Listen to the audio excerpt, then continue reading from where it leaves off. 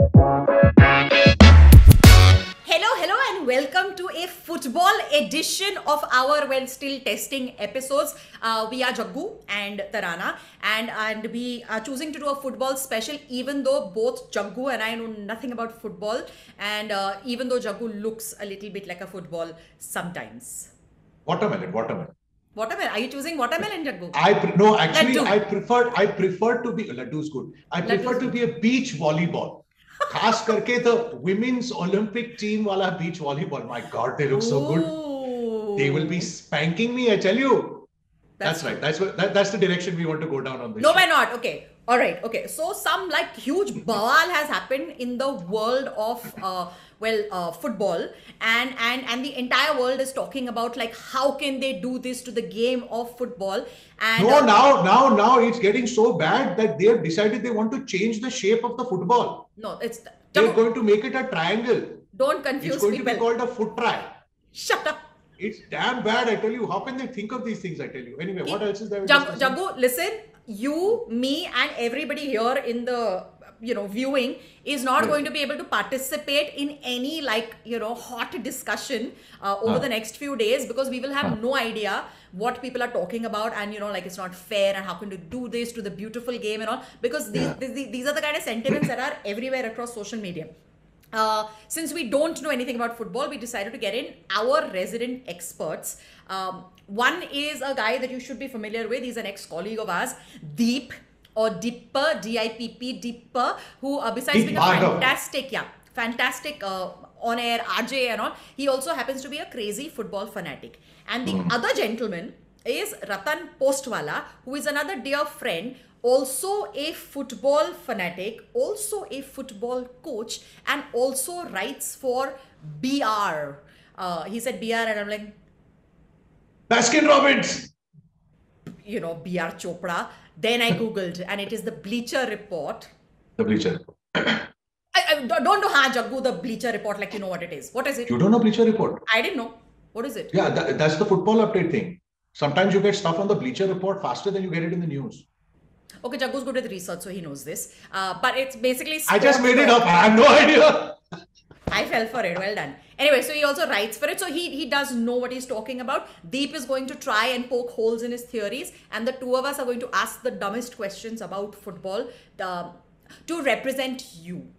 Because we genuinely believe your interests are very close to us, and we can sort of, do this. Correct. It's not a fair assumption to make, but we're making it for the sake of this recording. Okay, Deep and Ratan, please welcome to the show. Since you all have hidden yourselves, please appear magically. Welcome. Very good to see you. Now, just because you all are both wearing blue jerseys does not mean you all support the same team. We don't. And let me say, to start with, that I've forgotten what I had to, all the sensible stuff I had to say after Jaggu's introduction. Try foot. What was that you said? Foot try, sorry. Triangular shaped ball. Yeah. Sacrilege. It adds an element to the game, now, because with a circular body, you know what direction the motion is going to be in. With a three-dimensional triangle, it could go anywhere. Yeah. You would know about circular bodies. I do. I know it very well. I have been one for the last 45 years. Jaggu, imagine if you were a triangle. Listen, let my hips grow a little wider and I will be a triangle. That is true. So Posty, you're the one in the Arsenal jersey, and Deep, you're in a Chelsea jersey. Yeah. Are the two of you like mortal enemies, or the two teams you are? Yep. London rivals, yeah. Not personally, but yeah. London rivals. London rivals. Yeah. Okay. Yeah. And both of you think the other team sucks. In some ways. Yeah. They're trying very hard not to say yes. Yeah, but I mean, this is a safe space. You can be very mean to each other, and it would be perfectly fine. But Correct. Gentlemen, thank you very much for joining us. Because honestly, Jaggu and I know nothing about football, except we know enough to know that there is some huge news Bawal that has happened, and we were like, okay, so there is a new breakaway league, and it seems like a legit league because all the sensible teams seem to be there, the ones we know of, including your teams, no? Both the Yep. teams are part of it. Ah, Chelsea, Arsenal are both part of it. So, Yeah. 1 minute. This is the European Super League. Yeah.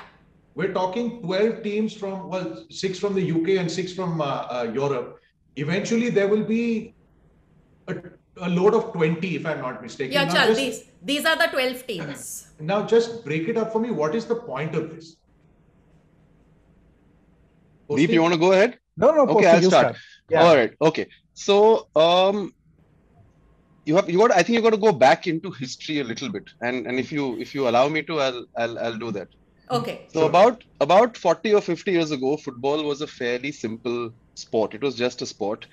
Clubs were owned by old families, people who supported the club, people who grew up sort of maybe people who founded the club and their sort of descendants. Till about I think the early 80s, football club owners were not allowed to make profits from their clubs, and then things started changing. They were allowed to make profits, so people became interested in buying these clubs. In the early 90s, the FA, the Football Association in England, for example, which ran football, they were sidelined by the top 20 clubs in the first division, and they formed the Premier League. The idea behind they tied up with Sky Sports to do it, and the idea was again to monetize football and to sort of create an exclusive array of content based on these 20 clubs. So the seeds were sown back then.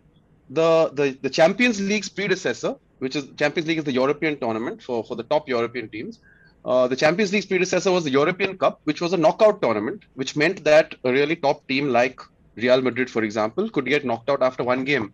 That wasn't good for TV money either. So they converted the European Cup into the Champions League. Now, come say to the early 2000s, and billionaires started getting more and more interested in football clubs. So clubs like Chelsea, Manchester City, Manchester United, Arsenal, Liverpool were all bought over by billionaires. I think all of which were not British. They were all American, Middle Eastern, Russian, etc. So money started coming into the game way back then. And Deep will agree that up to 2000 or so, Chelsea was a very mediocre club. And I mean, there's no debate about that. Till Roman Abramovich decided to put a lot of money into it. And because it was based in London and had a fan base and, located in the West End. So, great location. He just transformed Chelsea, and it's become one of the most successful clubs, as much as I hate to say it, in the last 20 years. So the seeds were sown then. Now, what's been happening is that these billionaire owners have been pouring more and more money into the clubs. And this includes clubs like Paris Saint-Germain, Real Madrid, Barcelona, which are not owned in such a way, but the money that's coming in is sort of massive, uncontrolled money. And the associations around the world have been allowing this. The TV companies have been enjoying the fruits of all this investment.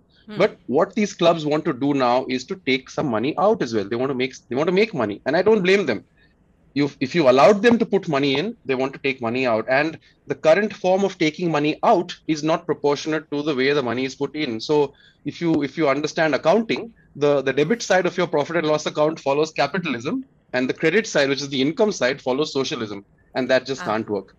Let me also put it on record that I'm totally against this proliferation of money. And Deep will understand when I say that I'm a huge Arsene Wenger fan, and he believed in spending what you earn, which is not the model Chelsea have followed. So I am against capitalism in sport. I think sport needs to be equitable. Fans need to have a say. Fans need to feel that their team can win. So I'm against capitalism. But what I'm also against, last point to start with, is the massive furor right now against it, as if this is the first time anyone suggested something remotely objectionable and capitalistic in football, where it's just been on for the last 40 years. Sorry. Okay. So I just want to make one point over here. I read a little bit about this. Because of all this money coming in and money being invested in clubs, they're heavily in debt. A lot of them, not some of them. Therefore, they need to generate revenue so that they can pay out. Therefore, this whole European Super League. So now you're saying this is not the first time this idea has come about, but yet it is now on the table and kicking up a storm. What is the point of putting this league together? Considering the leagues already exist. I mean, Serie A exists, Premier League exists, Champions Trophy exists. I mean, what is I that? actually have a chart which shows us exactly how much money do they owe. Okay. Is this about right? Is this the reason this is happening? Whoa. This Deep, you want to go? I've hogged the microphone so far. No, it's okay. It's okay. So this can be one of the reasons, but it's not the only reason. So there are few clubs which are like, especially like Barcelona, Liverpool to an extent as well, which really desperately needed money. Tottenham as well to an extent, which really desperately needed money then and there. But then a lot of these debt is debt because of from the owner, which is on interest-free loan or some in some other manner, which can be repaid later. But then, for example, with a club like Barcelona, which was in debt for about worth about £1 billion or €1 billion, somewhere around that. And in order to, because their wage structure was all over the place and everything. But then again, this is not the only reason. Okay. So primarily, they're like one thing that Posty missed is there are three parties involved. One is your domestic leagues, your Premier League, your La Liga, your Serie A, your Liga, then UEFA, then FIFA. Okay, so UEFA was making up a lot of money. Okay, now in domestic league, how all these teams qualify for the Champions League is that most probably the top four teams which finishes in the league, they qualify automatically in the Champions League. Then they get a bit of payout. Now with a lot of new clubs, say like Chelsea, Manchester City coming in, and a few clubs which have done well, like Leicester, Spurs to an extent as well. So the big packet became the top 6 teams. And out of these top 6 teams, only 4 can qualify. So the rest of the 2 teams are feeling left out. And for a lot of US owners, this was like, hey, we are big people. How can you leave us out? We don't deserve this. So we are entitled to be part of the elite group. Okay. But look, the top 4 are literally from qualifying rounds it's a performance every season, right? Correct. Which Who is get left out in one season, they'll be back in the next season. That's the whole point of competitive sport. Correct. But then they're missing out on the payments of the Champions League that year. Okay. The financial impact of not being in the top 4 of your league, especially of the big leagues, is huge, because a team that wins the Champions League, which is eligible to the top 4 teams, might earn as much as say 130 or 150 million pounds from the Champions League. A team that wins the Europa League, which is for the next rung of teams, might win only 30 million pounds in prize money and other income, TV money. And so the difference is Messi's salary. Well, every club doesn't have a Messi salary on their books, but yes, that difference is Messi's salary. Also in terms of the debt point that you mentioned. So yes, the debt is one of the outcomes of the current structure. But something interesting that I saw yesterday was that a couple of seasons ago in the Premier League, Manchester City, who won the league, received 150 million pounds in prize money and TV money from the league. Huddersfield, which I think had been relegated the season before and received like a parachute payment, which is sort of compensation for being relegated. That's the facility they have built into the Premier League agreement. Huddersfield received 96 million. So the difference between first and 23rd is not that much. Yeah. Whereas Manchester City, for example, has invested £1 billion into their team. It may not be debt, but it's an investment. Now they want that money back. If they invest that much, bring in some of the best players in the world, and this applies to a club like Chelsea as well. If they invest that kind of money, bring the best players in. Like Chelsea spent 200 million just last summer on players, right? Now they want to take that out. I don't blame them. If you allow them to invest, and if you piggyback on, if the league, if the Premier League, and UEFA piggyback on these players in their promotions, in their TV broadcasts, interviews, all of those things, if they piggyback on that investment and don't pay back in terms of income, something's got to give at some point, right? So these are the problems that exist. How does this new European Super League with these, currently 12 teams, eventually 20 teams, how is this solving anything? What it's solving is that for these top teams, right, for the 12 teams at least that have signed up, and I say top teams for Arsenal with a pinch of salt right now. We're not a top team technically the way we're playing, but and it breaks my heart to say it. But for these teams, what it does is it guarantees. So today, so this European Super League the idea is to replace the Champions League. The Champions League takes in 32 teams, including maybe a team from Latvia that made it through the qualifiers, or a team from Turkey that made it through the qualifiers, or wherever else, right? So that entire pot of Champions League money is being distributed among 32 teams, right? Yeah. A team like Arsenal or or Tottenham, or even say a team like Manchester United this year, which got knocked out of the Champions League, is not getting what they feel is the fair share of that pot. Why should money go to that team from Latvia? Who watches them? Is their logic. So they're like, we're the ones who are bringing fans to football. And that's a fact. I think a majority of football fans around the world support these top, say, 20 teams in Europe. Right? So we've got the fans, we're bringing in the money, we're bringing in the investment. Why should we share our money with everyone else in this ratio? We want to share it in a different ratio. So now in this, that's what they say. So in this new, whatever, European Super League, basically these 12 teams are going to have permanent positions. There is no meritocracy. So it has nothing to do with how they play. They will remain as is. And there's only 4 that are going to come in on merit, which is why people are throwing a massive tantrum, because they're like, this is not good for the game. No, 5 will come in on merit. So there are 12 now. 3 more will be added. We don't, unless there are names already doing the rounds. I'm not familiar with it. So that makes it 15 permanent. And then 5 will sort of rotate every year based on merit and performance. Is that correct? Have I got the formula right? Yeah. As of now, that's the news. And why is JP Morgan paying 3.5 billion euros to each team to be part of the JP Morgan? Not to each team. Not to each, the total pool. Total. Okay. Because if I were getting 3.5 billion for my team to participate in some league, I'd be like, yeah. No, but even if you divide that number by 12 or 15 or 20, that's still a humongous amount of money. Yeah. Okay. So now, why are fans upset? Because their teams will not make it, or they believe this is the death of the beautiful game and meritocracy? What is it? It's a mix of both, actually. So if this tournament will become the midweek tournament, it will replace Champions League. However, it's going to have more games. So they're going to divide 20 teams into 2 groups, 10 each. Primarily they'll be playing 18 games in the group stage. Then 18 games means it can increase to 20 as well if the teams are finishing 4th and 5th. So in order to qualify for the but I'm bouncing over my head. Okay, so 18 to 20 games they'll play in the group stage, home and away. Okay, then 2 more games in quarterfinals, home and away. Then 2 more games in semifinals. Then 1 final. And then the final, Yeah, so that's like a lot. That's a big calendar. So are they worried that they'll get tired then to play on the weekend for the other leagues? No. Wait. So now it might happen that they'll start paying less emphasis on the domestic leagues because the more important lucrative thing is coming in the middle of it. This is one thing. The second thing is especially, so I've been talking to a lot of local fans as well, people who call themselves real fans, because we are international fans. We follow things on superficial level or whatever.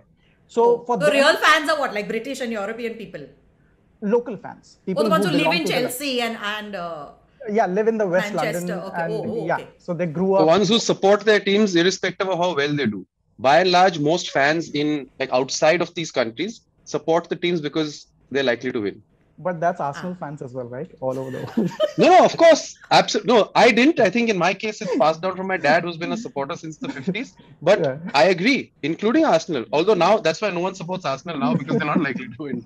But yeah, it's all these top clubs, the fans outside of the home countries support them because they are sort of glory hunters, more or less. So, and like I said, it includes all of us.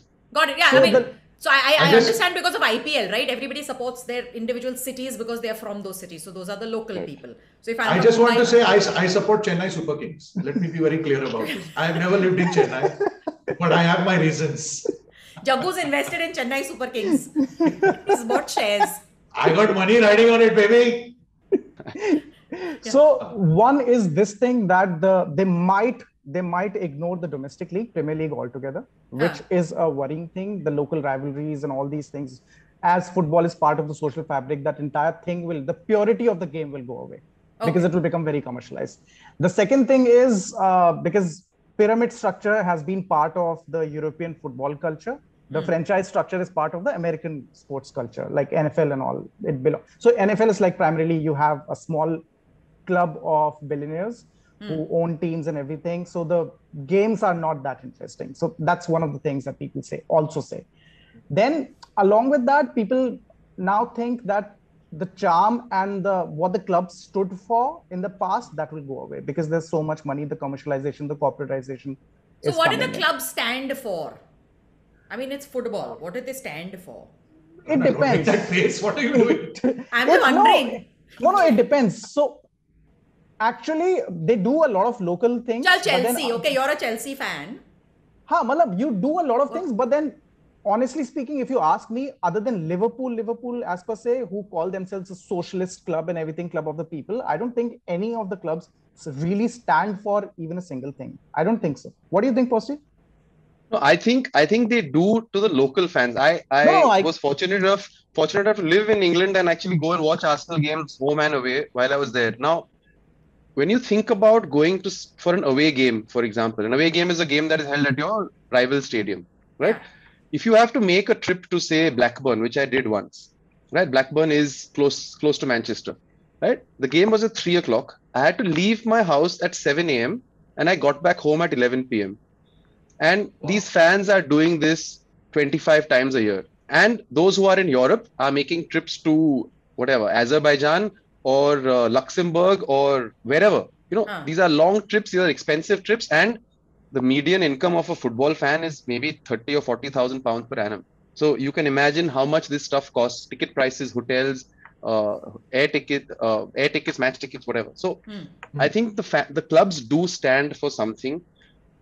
However, like I said earlier, I think there is the current outrage is, I think it's very misplaced or mistimed, I should say. I won't say it's misplaced. It's mistimed. I think the problem started, like I said, 30 or 40 years ago. I can't understand how former players are expressing outrage when they've made millions based on their football careers. And where have these millions come from? I mean, they've come from these billionaire owners. Yeah. So I think the club stood for something. They stand for less of that now. The point is that the ownership has changed. Today, Arsenal's owner is an American billionaire who doesn't care about the history of the club particularly. Fair. And why should he? He's invested £1 billion, not in the club, but in the shares. Now he wants his money back. He's been allowed to run it as a business. Now, why are people getting upset that he is running it as a business? Because that's what the authorities have allowed and encouraged. So the fault, in my opinion, lies with the authorities. Dipp talked about American sports. Now, while yes, they do have a sort of closed system, there are a lot more teams. So in the NFL, there are 32 teams. I think in the NBA, there's possibly a similar or larger number. In baseball, there's a similar or larger number. The beauty of American sport is that they do have some sort of an equitable financial arrangement going. And the proof of that pudding is in the fact that in the NFL, which is the American Football League, in the last 13 years, 11 different teams have been champion. Right. So almost every club can get into a season. A lesser part. No, it plays a lesser part because there are some mechanisms in place to make it equitable. So if you have a wage ceiling, if you spend above that, you have to pay an equal amount of, as you have exceeded the wage limit by, you have to pay that as a luxury tax, which gets divided amongst other clubs in some predetermined formula. So you're less encouraged to go above the salary cap. But like I said, the proof of the pudding is that 11 different teams have won the NFL in 13 years. Works. It works. You can't say the same about the Premier League. I mean, we knew when the Premier League started this season that either Man City or Liverpool or Chelsea would win. I mean, if I was a betting person, I would have blindly bet on that. There is no way any other team would have won. And unless say a team like Man United does something in the summer, I would bet on that for next season as well. Yeah. So then it becomes boring. So then this might. Yeah. So what's in it? What's in it for another fan? Like for someone like me, Arsenal can at most do well in a cup, which is what they've been doing for the last 5 or 6 years. But and maybe that's enough for me. But what about the fan of a team like Bolton or a team that plays 2 divisions lower? Or even a team like, say, Crystal Palace, which is a steady Premier League team, but their entire existence is based on survival. No, but then I don't completely agree with this because, if you take West Ham, for example, for this season itself, they might qualify for Champions League, which is going to be phenomenal for their support base. Like a team or what Leicester did a few years back. I mean, obviously that's going to happen once in a blue moon. That's the thing. It's a one-off. It's an absolute one-off. Yeah. Okay, hello, bouncing 1 minute. Yeah. So West Ham is like a small team. smaller resources, not a small team, sorry, but smaller resources, limited resources. So when we talk about resources, basically we're talking about like money. star players in the team, right? Yeah, Like money, I buy the best idhar udhar se. Correct. Money, correct, just correct. pure money. Just pure money, nothing. And the else. money makes a difference because your team is full of like rock stars and Yeah. support crew. But I mean, but bottom line, all of them can play well, right? They can play, but then like football is a sport, or any sport is made of fine margins. So the finest of margins make a huge difference. Okay. So for example, a good striker might score 20 goals a season. A very good striker might score 15 goals a season, and a brilliant striker might score 20 goals a season on an average, right? But then that's a huge difference in when it comes to the points tally. So those 15, 5 20, extra and goals, 25, yeah. 5 extra goals might give you 15 extra points. Those 10 extra goals from good to excellent might give you, might help you win the league. Okay. So these are finer margins. So as a fan of a team that is like, I guess, smaller or purer or whatever it is, maybe I can understand people getting upset. I would like to understand from the two of you, why is the UK government getting involved? Because Boris Johnson, I think as we speak, is going to have a chat with this league, and they said this is ludicrous. He's called it ludicrous. The entire parliament in the UK is united against this league, and they I think they're going to take away some tax sops and COVID. I think they implied that if you go ahead with this, the government can make life difficult for you. So don't do it. So why is Boris Johnson upset? Why is he going all the way up to the Prime Minister? Deep, you want to go ahead? Money. There's a lot of money involved. Yeah, absolutely. That's the only thing. There's a lot of money involved. Because the government gets taxes. And it's not that they all want their pound of flesh. So, and that's what will happen eventually. I don't think this separate league will be formed. I don't think so. That's just my opinion. Oh, you think it won't be formed? You still don't think? I don't think. We'll go ahead. No way. Wow. What will happen, I think, is that these clubs will get what they want in terms of they will get a greater share or more disproportionate share of money. I think, and this is just like I'm nobody, but I just feel this. I think they might get a permanent seat in the Champions League, for example. Wow. Which is what they want, and life will go on. You saw what happened recently with that revival plan that they had, right? Project Big Six. Yeah. So that fell through, and this is the next step of that, right? So that you didn't do that, now I'll form a separate league. But listen, do we want to know, Jaggu, do we want to know what is Project 6 or Ravade? Okay. They tried to do this drama before, they're trying to do it again. They've been trying to do it since 2000. I'm assuming. I would like to talk to the viewers right now. One minute. Hello. Viewers, hopefully your views and these two views are matching. And if you're feeling like Jaggu's looking damn interested and like he knows exactly what they're talking about, but he's faking it. I am interested, but I'm trying to reach there. Anyway, if you are on any of our planes, please remember to like the video. If you've watched it for so long, you must like, and you must comment and tell us who your favorite like football team is and whether you're on this side of the debate or that side of the debate. Subscribe also. Back to you all, huh? We have remembered. Dipp is the one who reminds us to do this always. Yeah. Correct. So I have a question. So this European Super League could die down, and the compromise could be y'all will get permanent positions in the Champions League. But isn't that against the spirit of the game? You have a truckload of money, you have a truckload of resources, you have good players. Now it's really up to you to, come up in the top 4 or win a championship or whatever it might be. But what you're saying is that because we've invested so much money, we're entitled to a permanent position. Because, we've put in so much money and the fans back us and things like that. But that's entirely against the nature of the game. So now it's become a business and not a game. It has for the last 30 years. Now, you can't tell which billionaire do you know does charity with his business? They might do charity outside, but which billionaire does charity with the business? You can't let a billionaire in. You can't encourage them. You can't ignore their violations of your rules. There's something called financial fair play, which is similar to that wage structure I had talked about with American sport. Yeah. I think clubs have rampantly violated that. I'm hesitant to say I think Chelsea might be one of them. No, but that's a joke. That is it is a joke, right? So they've been allowed to do all this, but you still won't pay them what they want to earn. It can't. Okay. I mean, it's not sustainable, right? It is a business, like I said. Which comes back to debit side capitalism, credit side socialism. Absolutely, that's what it is. That's I what might it have is two right now. suggestions as to how everybody could make money.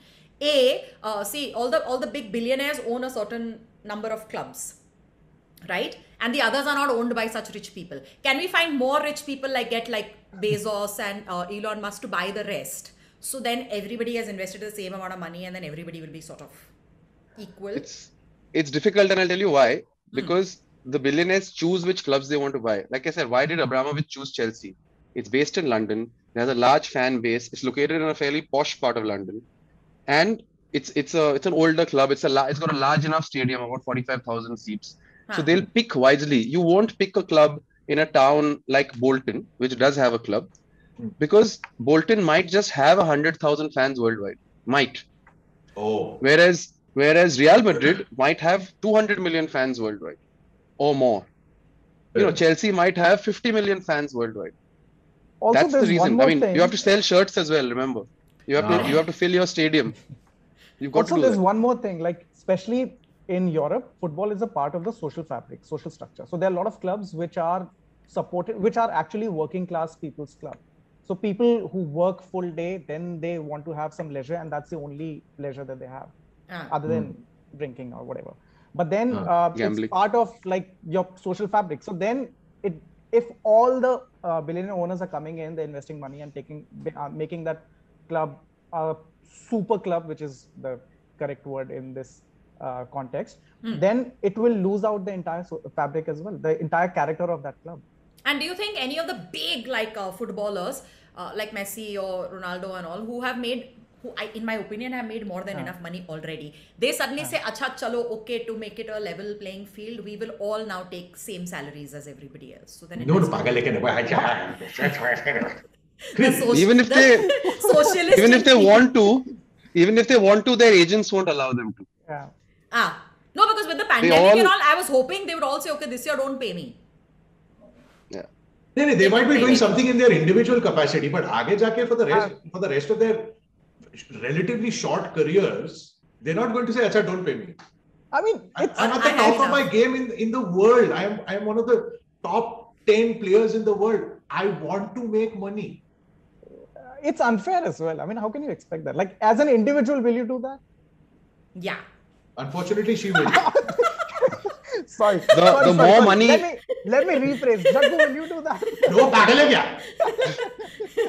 The more money you have, the less likely you are to do that. No, but if I have enough money, then I'll be like, "Acha, bas ya." I mean, like, what is the point? The game is dying. That gave me everything. But Tarana, what? You're not in that position. You're not in that position where 1 million euros comes into your bank account every week. Yeah, but then why do you need? I mean, in one lifetime, there is no possibility of spending that much money. There is no end to greed.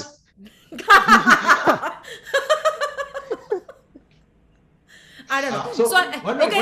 Let us conclude this. Where are we on this? So the two of you support this European Super League?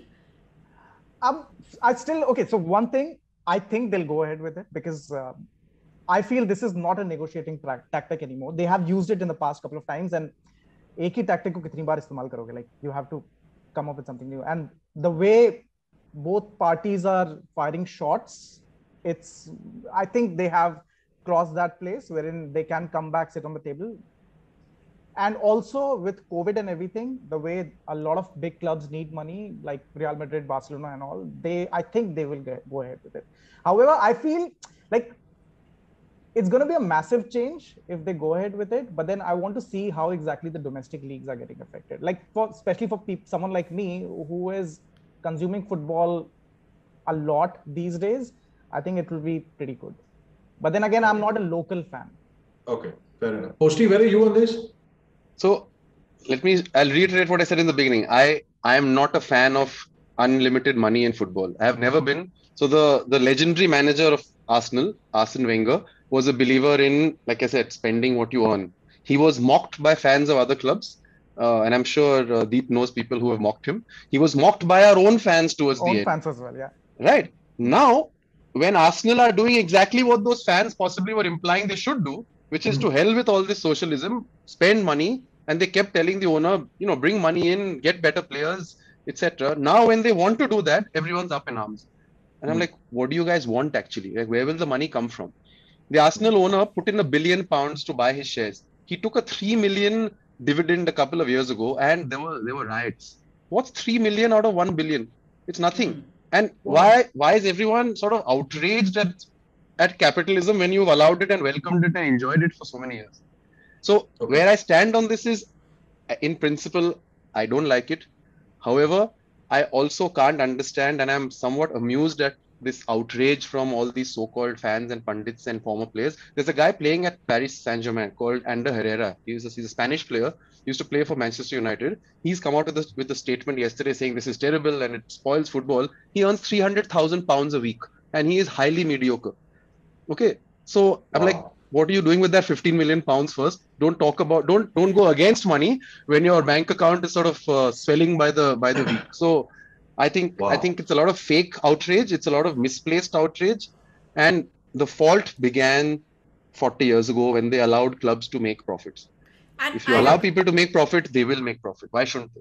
Oh, but like the UEFA and FIFA people and all are saying, okay, if you all go ahead with this league, we will not let you represent your country. Can they do that? I think there are legal issues, and I don't think that's what they've not thought through. People have just made statements right now. But how will a World Cup? Yeah, how will a World Cup get people to watch if players from the top 20 clubs are not playing? How will the Euros get people to sort of get TV viewers, people in stadiums, if the best players are not playing? That's why I believe that there will be a compromise. You can't go in these two different directions. So they will, right now, they've all these big club directors have resigned from the European body. I can't remember the name of that body, but there's a board of European clubs, whatever. They've resigned from there. So people think, oh no, this is serious stuff. They've resigned. Obviously they've resigned. They've got to show that they're serious. Ultimately, they will have to come back and agree. And ultimately, unfortunately, money will win. Money will win. Fair enough. Okay. Are we clearer, Jaggu? Will we be able to have a conversation about football this week with people? No, so I will be taking this video along with me and referencing it every time I need to have the conversation. Cut out that bit about the foot try, please. Or Jaggu, you can just have one line. Just go around saying money is spoiling the game. That's a good one. That's the one. Yeah, except that coming from Jaggu, people will be like, but why does he have a problem with it? Everybody knows he enjoys the money. CSK! Yeah, so if I may, look at cricket, for example, right? Yeah. I mean, money is totally ruling cricket. Which is why I don't support Mumbai, even though I am from Forget Mumbai. I cannot. If you look at the South African team, for example, half their players have quit international cricket in their prime because they want to be free agents, not be contracted to the South African board and play in all these franchise leagues all over the world. They've decided to quit their national team, and they've had no second thoughts about it. Yeah, AB de Villiers is doing really well, and he doesn't play for. No, but he's towards the end of his career. There are players who've quit in their prime in the last few years, and that's so that they have no national team obligations, and that's going to happen. I mean, the IPL is now the center of the annual cricket calendar.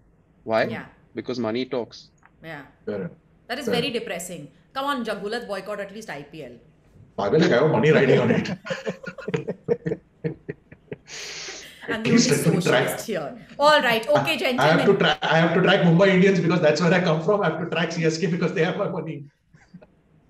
I support whichever team is playing better that day or is looking like it's losing, then I'll support that team. It just works. I support losers in both. Losers in both sport, KKR and Arsenal. The underdog, the underdog, like, okay, today who's the underdog? Oh, they are looking very arrogant. I'm not supporting them today. That's how it should be. Anyway, thank you very much. Hopefully, dear viewer, hopefully you can use this knowledge and were, like totally concentrating and following both of these two gentlemen. And if either one of you is right about you, so Dipp is of the opinion this is going to go ahead. Posty is giving us the controversial opinion on like maybe a compromise is going to be reached and this European Super League never really happens. Not maybe, definitely, not maybe. You're saying definitely won't happen. Won't happen. It won't happen in this form. They will all come together. People will be unhappy, but they will come together, and the rich people will get the money. Okay. Well, whenever this whole controversy is back again in the news, we'll call the two of you again. Done. Jaggu, you please remember what the two of them said, and then remember to call them on it. I'll play the video now before we start the next video. Why over it? Super. Lovely. Okay. Listen, thank you very much for this. We're a little more enlightened than we were half an hour, 45 minutes ago. So much appreciated. So, thank you so Thank much. you Thanks, for guys. doing Thank Pleasure, you, pleasure. thank you. And Thank you for great fun. watching. Remember to like, subscribe, comment, tell us which team you support. Just get involved in this discussion. We always reply. Okay, bye. Bye. See you guys.